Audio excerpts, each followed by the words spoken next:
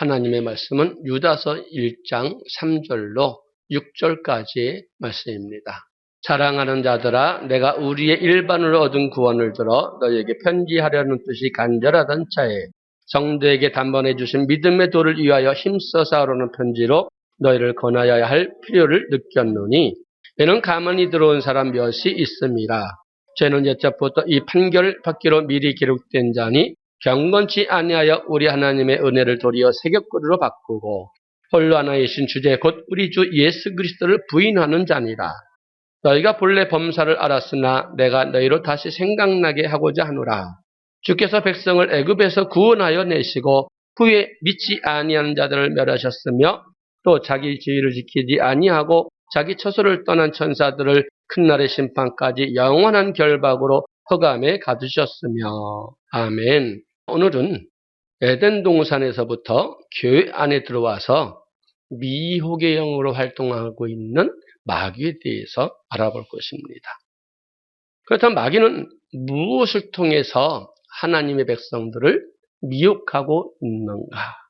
본문 3절에 일반으로 얻은 구원이란 말을 하고 있습니다.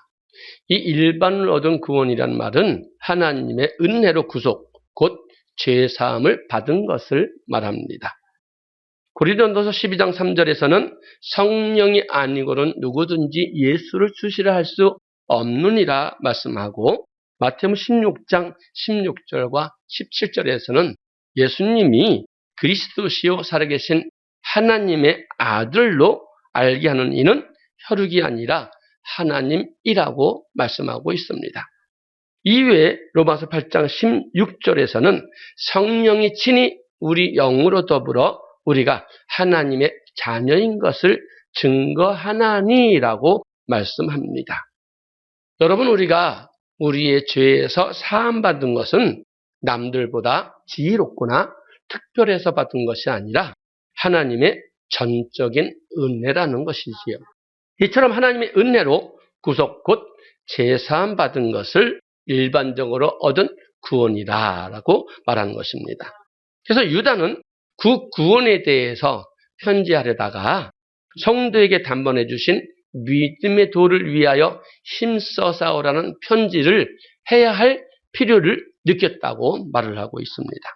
그러면 그 필요를 느낀 이유가 무엇인지 유다서 1장 4절의 말씀에 기록되어 있습니다.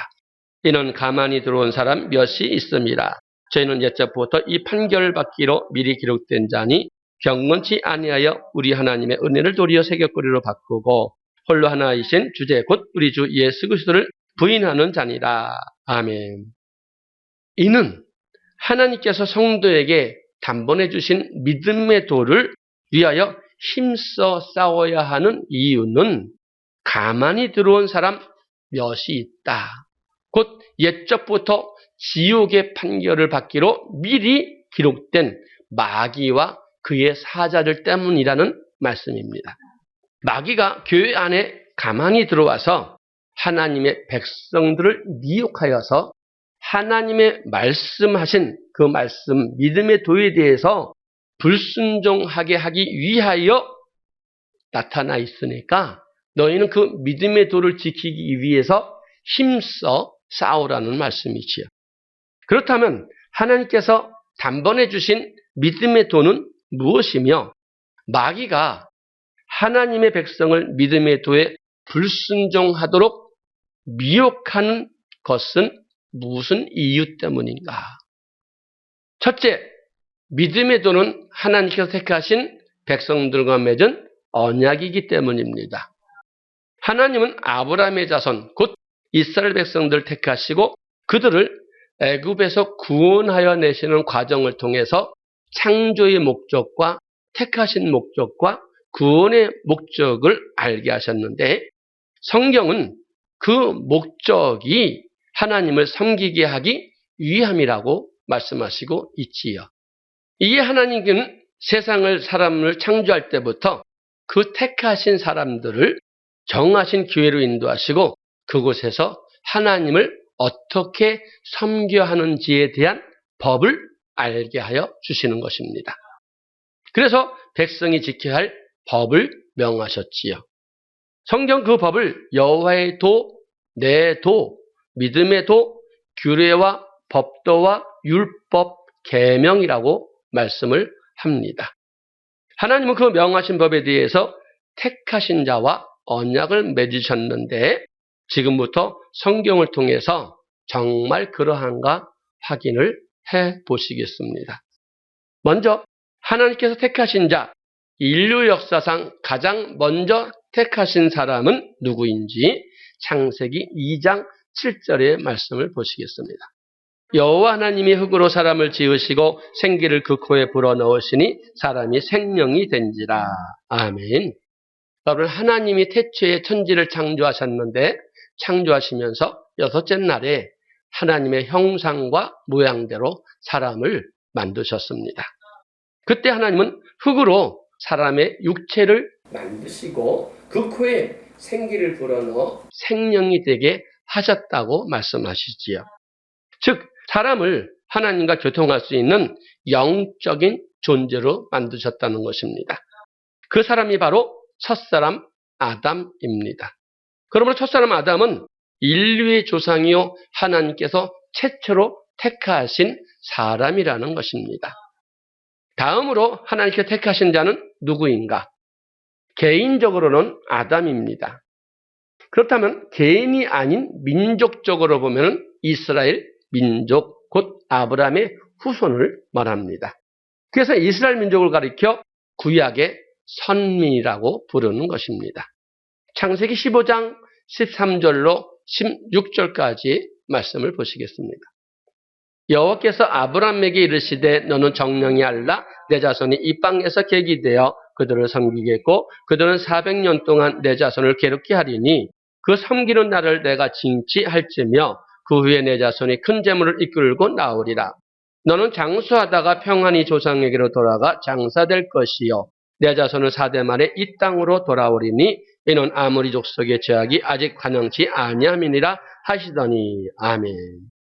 하나님께서는 이와 같이 아브라함을 통해서 이스라엘 백성들을 모태에서 조성되기 전에 하나님께서는 택해 주셨습니다.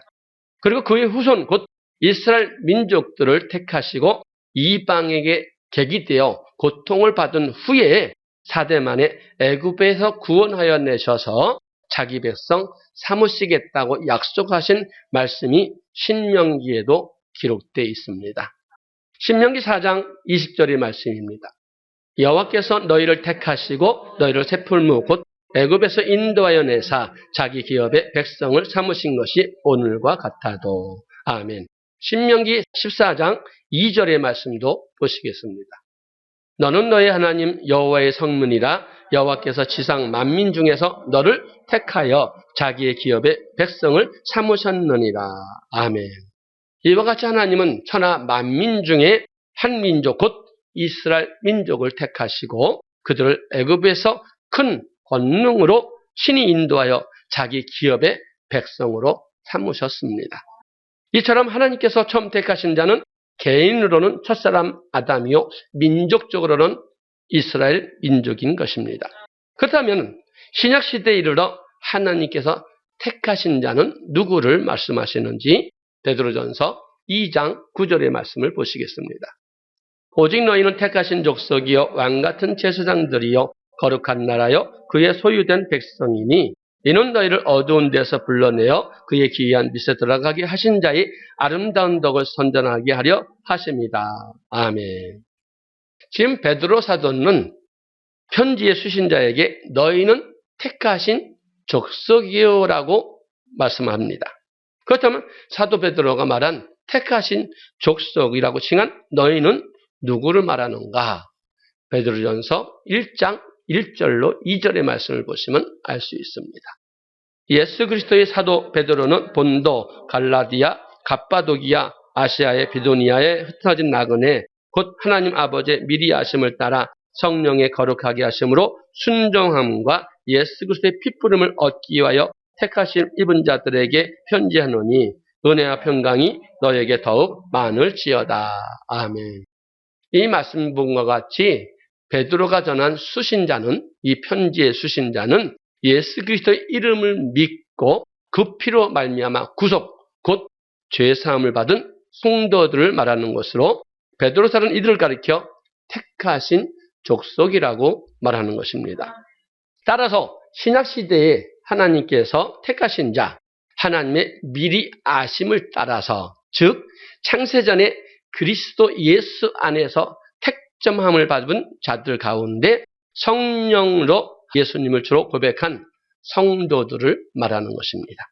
그렇다면 하나님은 이렇게 택하신 자들을 어디로 인도하시는가? 하나님은 택한 사람을 교회로 인도하여 들이십니다. 먼저 인류 역사상 하나님께서 처음으로 택하신 첫사람 아담부터 살펴보겠습니다. 창세기 2장 7절과 8절의 말씀입니다. 여호와 하나님이 흙으로 사람을 지으시고 생기를 그 코에 불어넣으시니 사람이 생명이 된지라. 여호와 하나님이 동방의 에덴에 동산을 창설하시고 그 지으신 사람을 거기 두시고. 아멘.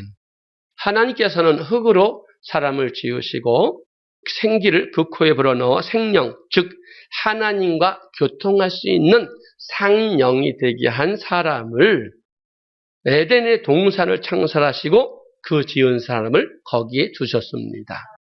앞서 살펴본 바와 같이 에덴 동산은 하나님의 말씀이 선포되는 것이고 내강의 축복이 있고 하나님의 임재가 있는 곳이기 때문에 우리가 교회라고 할 수 있다는 말입니다.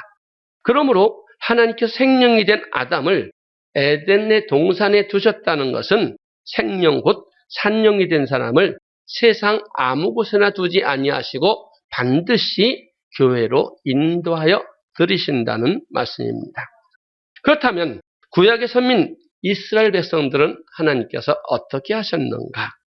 이스라엘의 출애굽 과정을 보시면 하나님은 그들을 택하시고 애굽에 내린 10가지 재앙 중 마지막 재앙, 장자의 재앙 때 이스라엘의 집은 유월절, 곧 어린 양의 피를 바르게 하셔서 죽음이 넘어가게 하시고 애굽에서 구원하여 내시지요.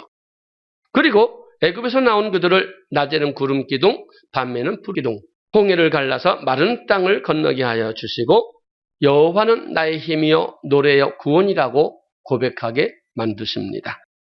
이를 가리켜 신약성경은 고린도전서 10장 1절과 2절에서는 조상들이 다 구름 아래에 있고 바다 가운데 지나며 모세에게 속하여 구름 아래에서 세례를 받았다고 말씀하고 있습니다.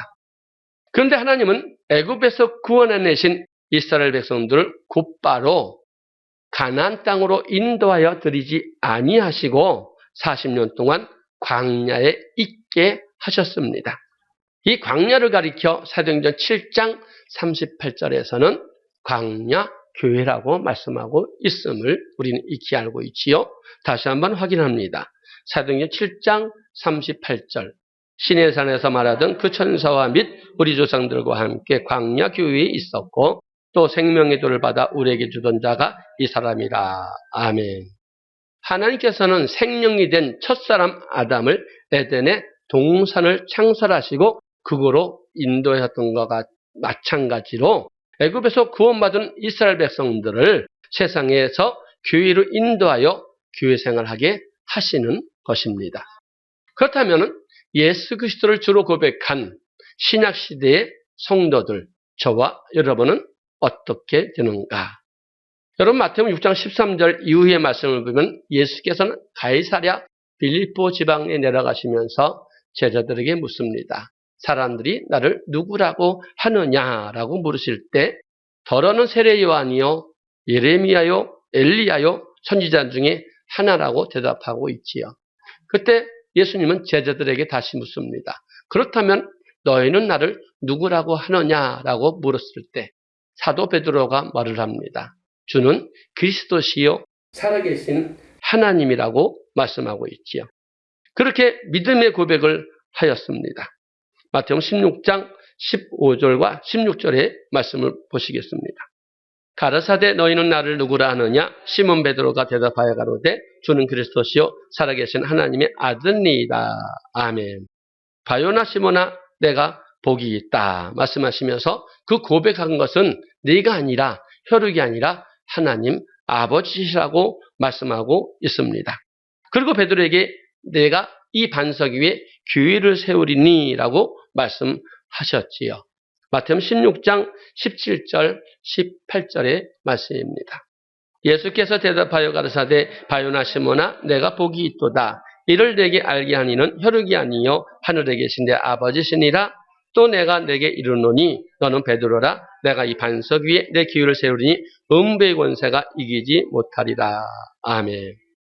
이 말씀은 주는 그리스도시요 살아계신 하나님의 아들입니다라고 고백하는 고백 위에 교회를 세우시겠다는 뜻으로서 이 말씀대로 오늘날 하나님께서 예수님을 주로 고백한 성도들을 통하여 교회를 세우시고 교회 생활을 하게 하시는 것입니다. 이처럼 하나님은 세상을 창조할 때부터 오늘까지 택하신 백성, 곧 예수님을 구주로 고백한 성도들을 세상 아무 곳에나 두지 않고 반드시 교회로 인도하여 들으십니다. 그리고 하나님께서는 택하신 백성들을 교회로 인도하시는 이유가 있는데 결론적으로 택하신 백성에게 하나님의 법을 명하시고 그 법으로 언약을 맺으시기 위함입니다. 그렇다면 먼저 하나님께서 최초로 택하신 첫사람 아담을 보게 되면 아담과 선악과 법으로 언약을 하신 것을 볼 수 있습니다. 하나님은 에덴의 동산을 창설하시고 생명이 된 아담을 그곳에 두셨는데 동산 가운데는 생명나무와 선악을 알게 하는 나무도 있었다고 말합니다. 창세기 2장 7절로 9절의 말씀입니다. 여호와 하나님이 흙으로 사람을 지으시고 생기를 그 코에 불어넣으시니 사람이 생명이 된지라. 여호와 하나님이 동방의 에덴의 동산을 창설하시고 그 지으신 사람을 거기 두시고 여호와 하나님이 그 땅에 보기에 아름답고 먹기에 좋은 나무가 나게 하시니 동산 가운데에는 생명나무와 선악을 알게 나무도 있더라. 아멘. 이 에덴의 동산에서 하나님은 아담에게 지켜야 할 법을 명령하셨습니다. 창세기 2장 16절로 17절의 말씀입니다. 여호와 하나님이 그 사람에게 명하여 가라사대 동산 각종 나무의 실과는 내가 임으로 먹되 선악을 알게 하는 나무의 실과는 먹지 말라. 내가 먹는 날에는 정녕 죽으리라 하시니라. 아멘. 하나님은 아담에게 동산 각종 나무는 내가 임으로 먹되 선악을 알게 하는 나무의 실과는 먹지 말라. 내가 먹는 날에는 정녕 죽으리라. 그렇게 말씀하셨습니다. 호세아 6장 7절의 말씀을 보시면 이 명령이 아담과 세우신 언약임을 우리는 알 수 있습니다. 호세아 6장 7절입니다. 저희는 아담처럼 언약을 어기고 거기서 내게 패역을 행하였느니라. 아멘. 아담처럼 언약을 어기고. 아멘. 성경에서 아담이 하나님의 말씀을 어긴 사건은 창세기 2장 16절로 17절에 기록된 일명 선악과 법, 이 법을 어긴 일 위에는 없습니다.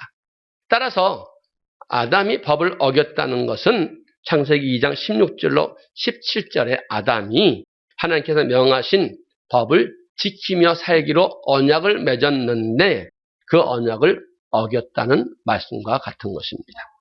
그리고 하나님은 구원하신 목적대로 이스라엘 백성들을 강약교회로 인도하셨습니다. 그렇다면 에덴 동산에서 첫사람 아담에겐 행하셨던 것 같이 광야교회에 있어도 이스라엘 백성과 하나님 언약을 맺었는가 하는 말입니다. 이스라엘 백성과도 하나님은 십계명으로 언약을 맺었습니다. 호세아 6장 7절의 말씀을 다시 한번 보시겠습니다. 저희는 아담처럼 언약을 어기고 거기서 내게 패역을 행하였느니라. 아멘. 이 말씀에서 본 것 같이 저희는 남유다와 북이스라엘을 통틀어서 하시는 말씀입니다. 따라서 그들이 아담처럼 어겼다고 말씀하시는 것은 하나님께서 아담과 언약하셨듯이 이스라엘 백성과도 언약하셨다는 의미로서 출애기 19장의 말씀을 보시면은 하나님은 이스라엘 백성들을 인도하여 시내산 앞에다가 장막을 치게 하시고 산으로 모세를 불러서 이스라엘 백성에게 전할 말씀을 주셨지요. 출애기 19장 3절로 6절까지의 말씀입니다. 모세가 하나님 앞에 올라가니 여호와께서 산에서 그를 불러 가라사대 너는 이같이 야곱 족속에게 이르고 이스라엘 자손에게 구하라. 나의 애굽 사람에게 어떻게 행하였음과 내가 어떻게 독수리 날개로 너를 업어 내게로 인도하였음을 너희가 보았느니라. 세계가 다 내게 속하였나니 너희가 내 말을 잘 듣고 내 언약을 지키면 너는 열국 중에서 내 소유가 되겠고 너희가 내게 대하여 제상나라가 되며 거룩한 백성이 되리라. 너는 이 말을 이스라엘 자손에게 고할지니라. 아멘. 4절의 말씀에서 나의 애굽 사람에게 어떻게 행하였음이란 말씀은 하나님께서 애굽 땅에 행하였던 일, 곧 10가지 재앙을 말씀하는 것이며 또 내가 어떻게 독수리 날개로 너희를 업어 내게로 인도하였음이라는 말씀은 이스라엘 백성들을 홍해의 광야길에서 행하신 하나님의 능력을 말합니다. 하나님이 이 모든 일을 보았던 이스라엘 백성들에게 출애굽기 19장 5절 6절에서 이렇게 말씀하고 있습니다. 세계가 다 내게 속하였나니 너희가 내 말을 잘 듣고 내 언약을 지키면 너희는 열국 중에서 내 소유가 되겠고 너희가 내게 대하여 제상나라가 되며 거룩한 백성이리라.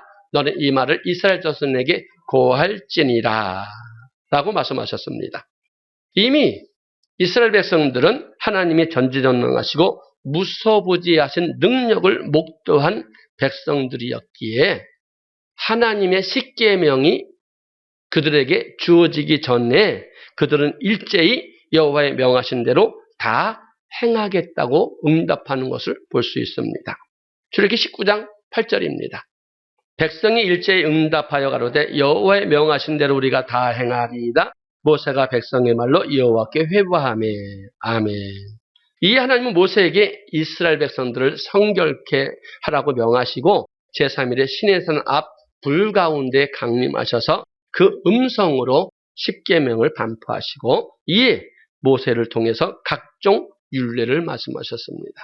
그리고 그 모든 말씀에 대해서 이스라엘 백성들과 피로써 언약을 맺습니다. 출애굽기 24장 4절로 8절의 말씀입니다. 모세가 여호와의 모든 말씀을 기록하고 이른 아침에 일어나 산 아래 달을 쌓고 이스라엘 12지파대로 12기둥을 세우고 이스라엘 자손의 청년들을 보내어 번제와 소로 화목제를 여호와께 드리게 하고 모세가 피를 취하여 반은 양푼에 담고 반은 단에 뿌리고 언약서를 가져 백성에게 낭독하여 들리매 그들이 가로되 여호와의 모든 말씀을 우리가 준행하리이다. 모세가 그 피를 취하여 백성에게 뿌려 가로되 이는 여호와께서 이 모든 말씀에 대하여 너희와 세우신 언약의 피니라. 아멘. 백성들이 하나님의 모든 말씀을 준행하겠다고 하자 모세는 피를 취하여 반은 단에 뿌리고 반은 백성들에게 뿌림으로 그 모든 말씀에 대하여 하나님과 언약을 맺었습니다. 이상 살펴본 바와 같이 하나님은 아브라함을 택하시고 그의 후손 이스라엘 민족들을 택하셨습니다. 그리고 아브라함에게 약속하신 대로 이방 애굽 땅에 10가지 재앙을 내리심으로 그들을 애굽에서 구원하여 내시고 광야 교회로 인도하셨습니다. 거기서 하나님께서는 십계명과 각종 율례를 명하시고 그 모든 말씀에 대하여 그들과 피로 언약을 맺으신 것입니다. 그리고 신약 시대에도 하나님은 그리스도의 핏부림을 받은 택한 백성을 교회로 인도하셨습니다. 그리고 예수님을 주로 고백한 사람에게 완전케 된 신약의 법으로 언약을 맺으셨습니다. 이 관에는 예수께서 12제자를 택하시고 그들에게 가르치신 말씀인 산상수훈을 통해서 알 수 있습니다. 마태복음 5장 1절과 2절의 말씀입니다. 예수께서 무리를 보시고 산에 올라가 앉으시니 제자들이 나아온지라 입을 열어 가르쳐 가라사대. 아멘. 예수께서는 자신에게 나온 제자들에게 먼저 마태복음 5장 3절로 12절까지 팔복을 통해서 예수님, 곧 하나님은 어떠한 능력이 있는 분이라는 것을 알려줍니다. 가르치셨다는 것이에요. 이어서 마태복음 5장 13절과 16절에서는 너희는 세상의 소금이다. 너는 세상의 빛이다. 라는 말씀으로 하나님께서는 우리를 구원하신 목적이 무엇인지를 가르치셨습니다. 그리고 이어 마태복음 5장 17절로 17장 12절까지의 말씀에서 구원받은 자가 지켜야 할 법을 가르치셨었는데 이를 염두에 두고 마태복음 5장 17절의 말씀을 보시겠습니다. 내가 율법이나 선지자나 폐허로운 줄로 생각지 말라. 폐허로운 것이 아니여 완전케 하려 함이라. 아멘. 이 말씀에서 율법이나 선지자라는 말씀은 하나님께서 시내산에서 모세에게 명하신 규례와 법도와 율법 또는 계명이라고 말하는 것입니다. 예수님은 자신이 온 것은 모세가 선포한 율법을 폐하람이 아니요 오히려 완전케 하려 함이라고 말합니다. 그리고 예수님은 율법에 폐하지 않았다는 것을 다시금 강조하는 말씀이 있습니다. 마태복음 5장 18절이지요. 진실로 너에게 이르노니 천지가 없어지기 전에는 율법의 1.1획이라도 반드시 없어지지 아니하고 다 이루리라. 아멘. 구약 성경은 히브리어로 써 있고 신약 성경은 헬라어로 써 있습니다. 히브리어는 정과 획에 따라서 그 의미가 달라집니다. 따라서 천지가 없어지기 전엔 율법의 1.1획이라도 반드시 없어지지 아니하고 다 이루신다는 말씀은 하나님께서 모세에게 명하신 율법은 없어지지 않으며 반드시 다 이루어진다는 뜻입니다. 그리고 예수님께서는 다음과 같이 말씀하셨습니다. 5장 19절입니다. 그러므로 누구든지 이 계명 중에 지극히 작은 것 하나라도 버리고 또 그같이 사람을 가르치는 자는 천국에서 지극히 작다 일컬음을 받을 것이요 누구든지 이를 행하며 가르치는 자는 천국에서 크다 일컬음을 받으리라. 아멘. 그러므로 즉 하나님의 명하신 율법은 반드시 다 이루어질 것이다. 누구든지 이 계명 중에 지극히 작은 것 하나이라도 버리고 사람을 가르치는 자는 천국에서 작다 일컬음을 받을 것이요 누구든지 이것을 지키며 가르치는 자는 천국에서 크다 일컬음을 받을 것이라고 말씀하고 있습니다.